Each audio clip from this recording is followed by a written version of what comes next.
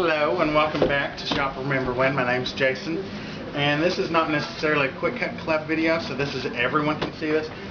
I've got a brand new Epic 6 here. Haven't even opened the box yet. This is my mother's. The reason we're starting with the brand new one is because I want to demonstrate just to make sure. Because my first Epic 6 I took home had, oh look, my mom's yellow rose. My first Epic 6 that I took home had no problems whatsoever cutting. So I want to make sure before we alter my mom's plate that this one does or does not work well. My first Epic actually started like at 100 and something. As you can see, this one is 1,000 or 100,000 and like 92 something. It's not necessarily important, but we're going to get our 3 pieces out because there's actually 4 pieces in our box, which will be the embossing mat, the cutting, or the embossing plate, the cutting plate, and then the cutting mat. And you also use this mat for embossing as well. So now I'm going to stick this to the side, and we're going to practice and just see. We've got our cutting mat, and it says cutting right here. We'll take a 4x8 font. We'll stick on our paper, and we'll go ahead and stick, I do have a yellow rose down here. I'm going to stick it on 2, and we're just going to see how this cuts before I do any altering to this machine at all. We'll stick it in and start twisting. And we'll run it through. And it looks like part of the rose is cutting well, but I can tell right now already that part of the alphabet is not.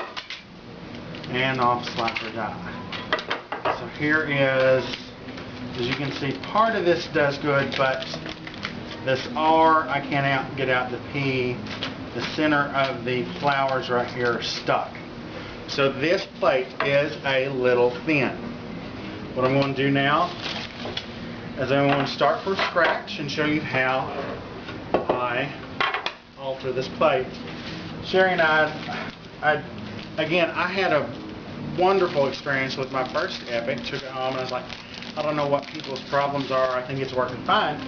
It wasn't until I took home my second one, because I was kind of thinking, well, maybe there is something to it. I took home my second one and realized that yes, there was a situation where it was not cutting necessarily perfect. So what I've done is I've got the Epic cutting plate, and I'm just going to peel off the adhesive off of the magnetic strips. Now let me tell you before I get too far,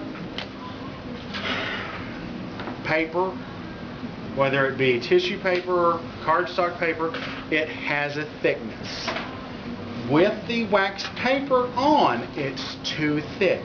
It's too much thickness to go through. What you want to do is peel off the adhesive paper, because that's thick enough to add a difference, and then line it up nice and flat and just lay it down.